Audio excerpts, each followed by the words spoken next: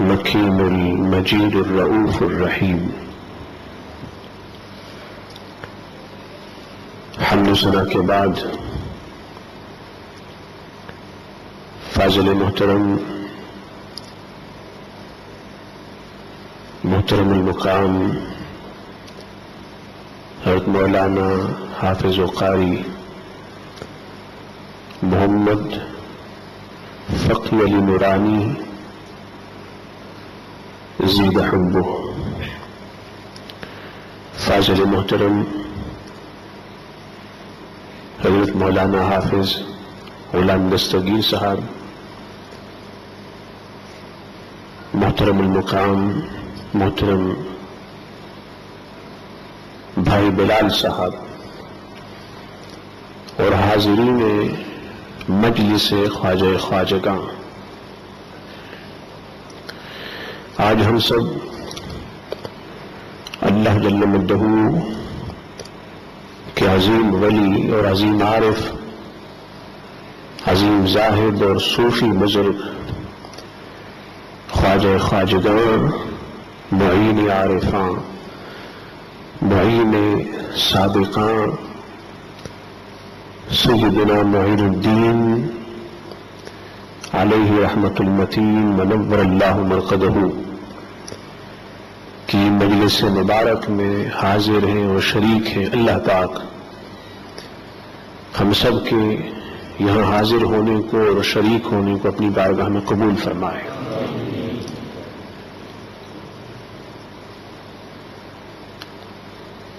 اللہ جل مجدہ کے 5 نام کا میں نے 5 ناموں کا سورہ فاتحہ سے انتخاب کیا ہے اور ان 5 ناموں کے مختلف اثرات وہ آپ کو بتانے مقصود ہے.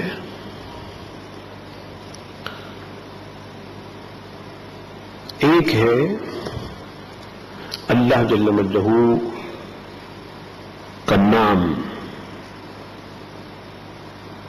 اور دوسرا ہے اللہ جل مجدہ کے اس مبارک نام کا اثر اور اس کا ایفیکٹ. سورہ فاتحہ میں سب سے پہلے اللہ جل مجدہ کا جو نام آیا وہ ہے اللہ. کیا؟ اللہ. سب بلند آواز سے بولیں اللہ. اس نام کا ایک اثر ہے، اس نام کا ایک ایفیکٹ ہے انسان کے دل پر اور روح پر، خاص انسان کی روح پر. طہارت روح، the purification of the human spirit، طہارت روح انسانی. جو مومن دل سے اللہ بولتا ہے اور دل سے اس کی زبان سے اللہ کا کلمہ نکلتا ہے تو اس سے اس کی روح پاک ہوتی ہے، روح صاف ہوتی ہے. اور ویسے بھی حدیث پاک میں ہے کہ سقالۃ القلوب ذکر اللہ، دلوں کی صفائی، دلوں کی طہارت اور پیوریفیکیشن اللہ کا ذکر ہے، اللہ کا نام ہے. آپ نے بارہا سنا اور پڑھا کہ حضور خواجہ خواجگاں نور اللہ مرقدہ نے بیعت کے موقع پر مرشد نے ان سے 2 سورتیں بطور خاص پڑھوائیں، سورہ فاتحہ اور سورہ فاتحہ کے علاوہ سورہ اخلاص. یہ 2 سورتیں بطور خاص پڑھوائیں. سورہ فاتحہ میں بھی اللہ کا نام اللہ یہ آتا ہے اور سورہ اخلاص میں بھی آتا ہے. اور اتفاق یہ ہے کہ سورہ فاتحہ میں بھی پہلی آیت میں اللہ کا نام ہے اور سورہ اخلاص میں بھی پہلی آیت میں اللہ کا نام، لفظ اللہ پہلی آیت میں ہے.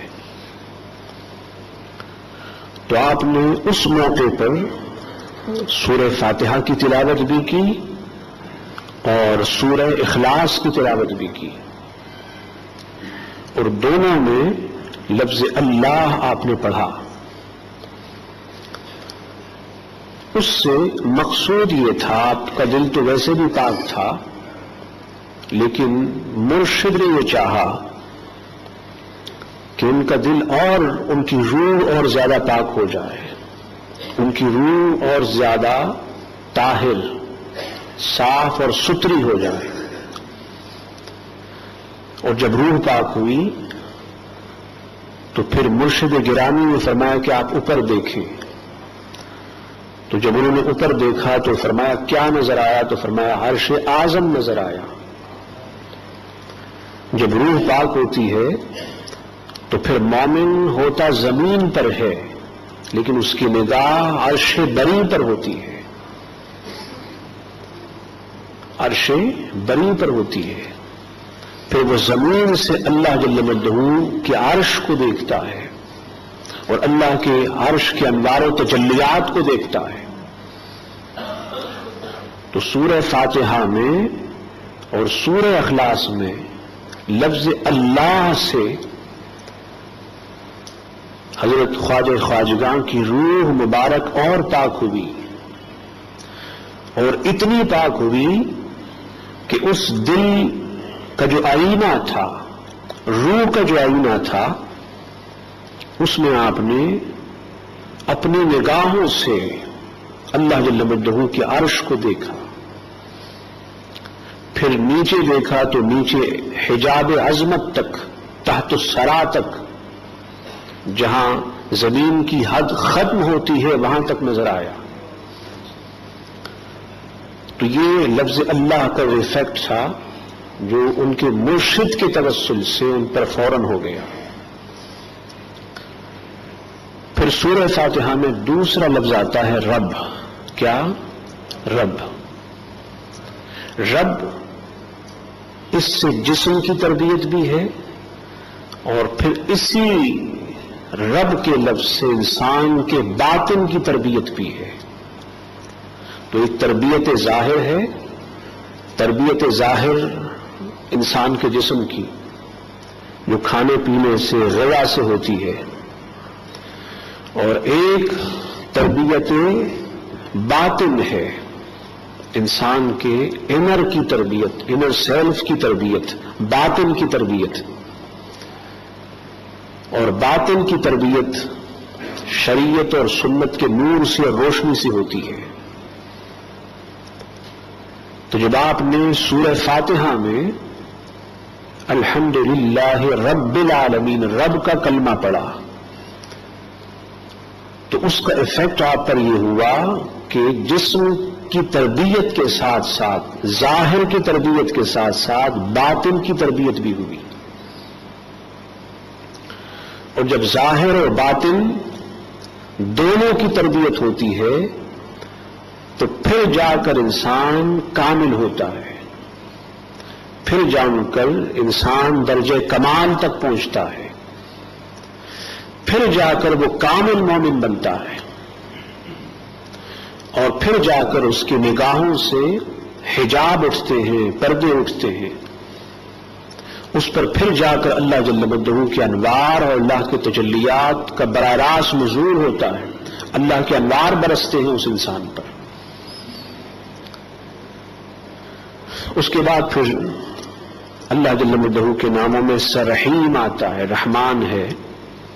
تو رحمان کا ایفیکٹ دل پر یہ ہوتا ہے کہ اس سے دل روشن ہوتا ہے، دل منور ہوتا ہے. لفظ اللہ کا ایفیکٹ براہ راست روح پر ہوتا ہے، اور لفظ رحمان کا ایفیکٹ انسان کے دل پر ہوتا ہے.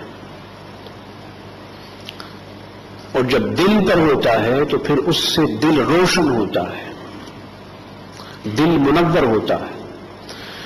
اور جب دل روشن اور منور ہوتا ہے تو جتنے پردے ہوتے ہیں دل پر، جتنے حجاب ہوتے ہیں، وہ سارے پردے اور سارے حجابات اٹھا دیے جاتے ہیں، اور پھر وہ روشن دل والا مومن اپنے دل کی نگاہوں سے آئندہ آنے والے سارے احوال دیکھتا ہے، ساری کیفیات دیکھتا ہے۔ عارف رومی نے فرمایا کہ اگر تو چاہے کہ ابتدا سے لے کر انتہا تک سارے حال اپنی آنکھوں سے دیکھے تو فرماتے ہیں کہ اولیاء کے قدموں کی خاک کو سرما بنا لے، اولیاء کے پاؤں کے خاک کو سرما بنا لے، تو پھر اللہ پاک تیرے دل کی آنکھیں کھول دے گا۔ یہ تو آپ سنتے ہیں نا، دل کی آنکھیں۔ اور حضور علیہ السلام کی شان یہ ہے کہ جب حضور علیہ السلام سوتے ہیں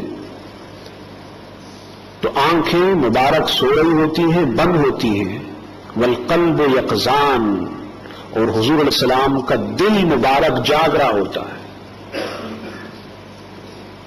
کیا؟ حضور کا دل جاگتا ہے، اس لیے عالم خواب میں بھی حضور پر وحی ہوتی ہے۔ تو اب سوال یہ ہے کہ اچھا عام انسان جب سوتا ہے تو اس کی آنکھیں بھی سو رہی ہوتی ہیں، دل بھی سو رہا ہوتا ہے، وہ غافل ہوتا ہے۔ ہماری نیند ہو یا آپ کی ہو، اس سے وضو ٹوٹ جاتا ہے، لیکن نبی کی نیند سے وضو نہیں ٹوٹتا۔ کیا؟ نبی کی نیند سے اس کا وضو نہیں ٹوٹتا۔ کیوں؟ اس لیے کہ ہماری نیند غفلت کی نیند ہے، ہمارا دل بھی سوتا ہے اور آنکھیں بھی سوتی ہیں، لیکن نبی کی شان یہ ہے کہ آنکھیں سو رہی ہوتی ہیں اور دل جاگ رہا ہوتا ہے۔ تو دل کیوں جاگتا ہے، یہ نقطہ میں آج آپ کو رحمان کے ایفیکٹ سے بتا رہا ہوں۔ نبی کے دل میں لفظ رحمان کا اتنا نور ہوتا ہے، اتنی روشنی ہوتی ہے، اتنی تجلی ہوتی ہے، اتنے انوار ہوتے ہیں کہ ان انوار کی وجہ سے، ان روشنیوں کی وجہ سے نبی کا دل کبھی نہ غافل ہوتا ہے نہ کبھی سوتا ہے، نہ کبھی غافل ہوتا ہے نہ کبھی سوتا ہے۔ میں صرف سمجھانے کے لیے مثال دے رہا ہوں، مقصود سمجھانا ہے۔ آپ نے دیکھا بعض لوگ ایسے ہوتے ہیں جن کو روشنی میں نیند نہیں آتی، ہوتا ہے نا، جب تک لائٹ جل رہی ہو تو ان کو نیند نہیں آتی، ہوتا ہے۔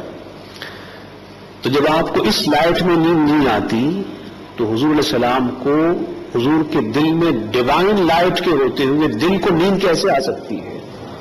یہ فقط سمجھانے کے لیے ہے، ورنہ کہاں یہ لائٹ اور کہاں ڈیوائن لائٹ، نور ربانی، اس کا تو کوئی موازنہ ہی نہیں ہے۔ تو خواجہ خواجگاں سے یہ لفظ پڑھوایا ان کے مرشد گرامی نے۔ اچھا یہ ذہن نشین رکھیں کہ لفظ رب کا متبادل سورہ اخلاص میں صمد ہے۔ کیا؟ قل هو اللہ احد، صمد ہے، یعنی جو نام سورہ فاتحہ میں آئے ہیں اس نام کا ایک متبادل نام سورہ اخلاص میں بھی ہے۔ احد کا متبادل نام سورہ فاتحہ میں، اور سورہ فاتحہ میں رب کا متبادل نام یہاں پہ آیا ہے، تو اس لیے دونوں صورتیں پڑھوائی گئی۔ تو اس سے حضور خواجہ خواجگاں نور اللہ مرقدہ کا قلب اطہر، ان کا دل مبارک روشن ہوگا، دل روشن ہوگا، دل اللہ جل مجدہ کے انوار و تجلیات کا مرکز و محور بنا۔ اس لیے آپ کے سلسلے میں رحمان کا جو نام ہے اس کا ذکر کثرت سے ملتا ہے۔ پھر اس کے بعد رحیم کا لفظ ہے، تو رحیم کا بھی ایک اثر ہے۔ رحیم کا اثر یہ ہے کہ اس سے طبیعت میں نرمی پیدا ہوتی ہے. آپ نے دیکھا ہوگا بہت سارے لوگ ایسے ہوتے ہیں کہ ان کی طبیعت سخت ہوتی ہے، سخت مزاج ہوتے ہیں، ہر وقت لڑنا جھگڑنا مارنا پیٹنا، بات بات پہ ناراض ہونا، بات بات پہ ظلم کرنا ستانا، یہ ان کی عادت ہوتی ہے، سخت مزاج ہوتے ہیں. تو لفظ رحیم سے طبیعت میں نرمی پیدا ہوتی ہے اور سخت مزاجی انسان کی ختم ہوتی ہے. ویسے خواجہ غریب نواز رضی اللہ تعالیٰ عنہ تو حضور کی امت پہ ویسے ہی شفیق تھے، مہربان تھے اور امت کے لیے ویسے مرسیفل اور قائم تھے، لیکن ان کی طبیعت کو مزید نرم بنانے کے لیے، اس لیے کہ مبلغ اور داعی کی طبیعت میں نرمی ہونی چاہیے. حضور علیہ السلام کو بھی اللہ پاک نے بار بار اس کی ترغیب دی اور آپ فرمایا وَلَوْ كُنْتَ فَظًّا غَلِيظَ الْقَلْبِ. حضور علیہ السلام اگر آپ کا دل مبارک فرض کریں سخت ہوتا تو لوگ آپ سے چلے جاتے. تو رحیم کا ورد اس لیے کروایا اور سورہ فاتحہ میں رحیم اس لیے پڑھوایا کیونکہ آگے دین کا داعی بنانا تھا، دین کا مبلغ بنانا تھا. تو داعی کے دل میں نرمی عام انسانوں سے زیادہ ہونی چاہیے، داعی عام انسانوں سے زیادہ مرسیفل قائم اور شفیق ہونا چاہیے. اس کی بھی مثال دیتا ہوں آپ کو. حدیث کی کتابوں میں ہے کہ ایک دیہاتی آیا، اعرابی آیا، چونکہ اس کو مسجد کے آداب کا علم نہ تھا، مسجد نبوی کچی مسجد تھی، اس نے مسجد میں پیشاب کیا. کیا؟ مسجد میں پیشاب کیا. حضور علیہ السلام موجود تھے. تو ہمارے اگر خدا نخواستہ بچے سے یہ ہو جاتا تو بچے کی تو خیر نہیں ہوتی، بڑا تو پھر بڑا ہے. اب جب اس نے مسجد میں پیشاب کیا تو حضور کا رویہ اس کے ساتھ کیسا ہونا چاہیے؟ لیکن نہیں، چونکہ داعی تھے، شفیق مہربان نبی اور رسول. صحابہ جب دوڑنے لگے تو آپ نے منع کیا نہیں، فرمایا پیشاب کرنے دیں. وجہ یہ ہے کہ جب آپ پیشاب کرتے کرتے پیشاب روک دیتے ہیں تو وہ جسم کے لیے اچھا نہیں ہوتا، نقصان دہ ہوتا ہے. وہ فارغ ہوا، پھر آپ نے پانی کا ڈول منگوا کر اس پہ پانی بہا دیا. تو اتنی نرمی آپ نے دیکھی ہے کسی میں؟ تو اس لیے رحیم کا ورد سلسلہ قادریہ، چشتیہ، نقشبندیہ، سہروردیہ تمام سلاسل میں ہے. لیکن خواجہ غریب نواز سے سورہ فاتحہ پڑھوائی گئی، سورہ اخلاص پڑھوائی گئی. تو سورہ فاتحہ پڑھوانے کا فلسفہ میں بتا رہا ہوں آپ کو، کیونکہ اس میں رحیم کے لفظ سے ان کے دل میں مزید نرمی پیدا ہوگی. آپ نے دیکھا آپ کے بڑے دشمن آئے، آپ پہ ظلم کیا، ستایا، پروپیگنڈے کیے، باتیں بنائیں، لغویات بکیں، ساحر و جادوگر آئے، لیکن آپ نے کبھی ان کے ساتھ سختی نہیں کی، ہمیشہ نرمی کی ہے. اس لیے کہ داعی کی صفت یہ ہے کہ وہ نرم ہوتا ہے. لوگ اسے گالیاں دیتے ہیں، ستاتے ہیں، ظلم کرتے ہیں، باتیں بناتے ہیں، پروپیگنڈے کرتے ہیں، طرح طرح کی باتیں اڑاتے رہتے ہیں، لیکن داعی کا مزاج یہ ہے کہ وہ خاموش رہتا ہے، ان کو دعائیں دیتا ہے. آپ نے دیکھا کہ حضور علیہ السلام جب مکہ مکرمہ میں تھے، پھر آپ نے خاص طائف کا سفر کیا، تو آپ کو اتنے پتھر مارے گئے کہ آپ کا جسم مبارک زخمی ہو گیا اور آپ کے نالین پاک مبارک جوتے خون سے بھر گئے. ملائک آئے آپ کی بارگاہ میں، یا رسول اللہ اگر آپ کی اجازت ہو تو ہم نیست و نابود کر دیں ان کو. لیکن فرمایا نہیں. کیوں؟ اس لیے کہ رحیم کا اثر سب سے زیادہ حضور علیہ السلام کے دل مبارک پر ہے. اور اتنا اثر ہے کہ اللہ پاک نے یہی نام آپ کا قرآن میں ذکر کیا، وَبِالْمُؤْمِنِينَ رَءُوفٌ رَحِيمٌ، قرآن میں ہے، رحیم حضور کا نام ہے۔ پوری ہیومن ہسٹری، تاریخ انسانیت میں حضور کی نرمی کا جواب نہیں ملتا جتنی نرمی آپ نے کی، ورنہ لوگ پتھر مار رہے ہوں، زخمی کر رہے ہوں، جس میں تھر سے خون جاری ہو، یہاں دعائیں دی جا رہی ہوں، آپ نے دیکھا ہے کبھی کسی کو؟ نہیں دیکھا۔ مکہ کی وادیوں کو لے لیں، کیا کچھ نہیں کیا گیا، آپ کے راستے میں کانٹے بچھائے گئے، کچرا ڈالا گیا، گندگی ڈالی گئی، آپ کے دوران نماز آپ کے جسم اطہر پر گندگی ڈالی گئی، دوران نماز خانہ کعبہ میں آپ کو ستایا گیا۔ کیا وجہ تھی؟ یہ رحیم کا ایفیکٹ تھا حضور کے طبیعت مبارک پر، کہ جس سے طبیعت میں اتنی نرمی پیدا ہو گئی، اتنی نرمی پیدا ہو گئی۔ تو ان کے مرشد گرامی نے چاہا، سیدنا عثمان نور اللہ مرقدہ، کہ خواجہ غریب نواز کے دل میں نرمی پیدا ہو، کیونکہ آپ اس خطے کے تھے، افغانستان کے جو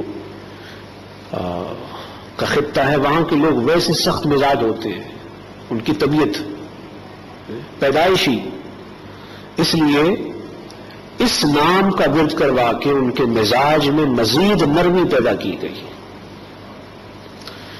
پھر اس کے بعد مالک کا لفظ آتا ہے، مالک کا لفظ آتا ہے، تو لفظ مالک سے عقل کا فیض، دا بینیفٹ آف وزڈم ملتا ہے۔ لفظ مالک کا ایفیکٹ یہ ہے کہ اس سے فیضان عقل نصیب ہوتا ہے، the benefit of wisdom, the benefit of knowledge, علمی فیض ملتا ہے لفظ مالک سے، اور وہ ضروری ہے ایک داعی کے لیے، ایک مبلغ کے لیے، ایک ولی کے لیے، اس لیے کہ اعلیٰ حضرت نے مقال العرفاء میں بڑی تفصیل لکھی، میں نے اس پہ خطابات بھی کیا، آپ نے فرمایا متخذ اللہ ولیا جاہلا، اللہ کسی ولی کو، جاہل کو اپنا ولی نہیں بناتا، دوست نہیں بناتا۔ پہلے سے پڑھا ہو ٹھیک، پڑھا ہوا نہ ہو، امی ہو، تو اس کو اپنا علم دیتا ہے، اسے ڈیوائن نالج دیتا ہے، علم ربانی اسے نصیب ہوتا ہے، اللہ جل مجدہ کا علم اسے دیا جاتا ہے، علم ربانی سے اسے نوازا جاتا ہے۔ تو مالک کا ورد کروایا تاکہ آپ کو دا بینیفٹ آف وزڈم، عقل کا فیض نصیب ہو جائے۔ اس لیے بڑے بڑے صاحبان علم آپ کے سامنے آئے، جادو وہ بھی ایک علم ہے، بلیک میجک والے، کالے جادو والے بہت آئے، بہرحال علم تو ہے نا، لیکن کالے جادو والے خود کالے ہو گئے، آپ پہ ان کا کوئی اثر نہ ہوا۔ اس لیے نہیں ہوا کہ اللہ پاک نے سورہ فاتحہ کا جو لفظ ہے مالک، اس کا عقلی فیض، اس کا علمی فیض، اس کا حبی اور فکری فیض آپ کو دیا تھا۔ اور جب یہ سب کچھ ہوا، پھر کامل بنا کر، پھر باقی آپ سنتے رہتے ہیں، مختلف اسفار ہوئے، مختلف علاقوں میں جانا ہوا، اور باوجود اس کے پھر حضور داتا علی حجویری رضی اللہ تعالیٰ عنہ کے مزار اقدس، مزار مبارک پر لاہور حاضر ہوئے، یہ بھی ہوا۔ کامل ہوتے تھے، لیکن کامل کا معنی وہ یہ نہیں لیتے تھے کہ بس اب وہ پرفیکٹ ہو گئے، اب کسی کے پاس جانے کی حاجت ہے ہی نہیں، ایسا نہیں ہوتا تھا۔ پھر اس کے بعد ایاک نعبد و ایاک نستعین، اس کا فیض ملا خواجہ خواجگاں کو۔ اچھا، اس کا فیض یہ ہے کہ جو شخص 11,000 مرتبہ 11,000 ٹائمز ایاک نعبد و ایاک نستعین پڑھتا ہے، تو اللہ تعالیٰ اس کی ہر بیماری، ہر تکلیف، ہر مصیبت کو دور فرماتا ہے۔ یہ ذہن نشین کر لیں، یہ آج کا وظیفہ ہے۔ کتنا پڑھنا ہے؟ 11,000 مرتبہ، 11,000 ٹائمز، 11,000 مرتبہ، ایاک نعبد و ایاک نستعین۔ آپ سے یہ پڑھوایا گیا، یہ اس لیے پڑھوایا گیا کہ ولی ہیں، ولی کے پاس ہر طرح کے لوگ آتے ہیں، مریض بھی آتے ہیں، بیمار بھی آتے ہیں، حاجت والے بھی آتے ہیں، غریب و مسکین و سائل بھی آتے ہیں۔ تو مرشد گرامی کو معلوم تھا کہ جب آپ کو ولایت کا منصب دیا جائے گا سرزمین ہند پر، تو آپ کے در پہ ہر طرح کا سائل آئے گا، طالب آئے گا، اس میں غریب بھی ہوں گے، مسکین بھی ہوں گے، مریض و بیمار بھی ہوں گے، شفا کے محتاج بھی ہوں گے، ہر طرح کے لوگ آئیں گے۔ تو جب آپ کو ایاک نعبد و ایاک نستعین کا فیض نصیب ہوگا تو آپ کے در پہ آنے والا ہر انسان شفا پائے گا، وہ اپنا ہو یا غیر ہو۔ اولیاء ویسے کسی کو غیر نہیں مانتے، لیکن غیروں سے مراد یہ ہے کہ جو مسلمان نہ ہو، پھر وہ یہ تمیز بھی نہیں کرتے کہ یہ کون ہے کون نہیں ہے، کہاں سے آیا ہے۔ ایسا نہیں ہوگا کہ آپ کے پاس کوئی بیمار مریض آیا ہو، اسے شفا نہ ہوئی ہو، کوئی حاجت والا آیا، اس کی حاجت پوری نہیں ہوئی۔